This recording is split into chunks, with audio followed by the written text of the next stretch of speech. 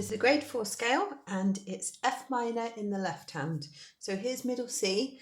I'm on 2 Fs below middle C, and your first 5 fingers are all going to be lined up on F, G, A flat, B flat and C. Then we're going to go over. 5, 4, 3, 2, 1. Then you go over with a 3 onto D flat. Stretch your second finger to 2 on E. Then you're back to thumb on F. Then we go over with 4. This is like the first octave again.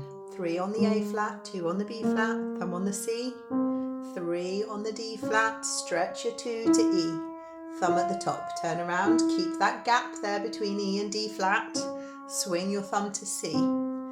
B flat, A flat, 4 on G, don't swing too early. Thumb on F. 2 on E, stretch across the gap to D flat, 3, swing your thumb to C, 2 and 3 on the blacks, 4 and 5 at the bottom. I'm going to play that again but at the right speed, or just a little bit faster with still the finger numbers.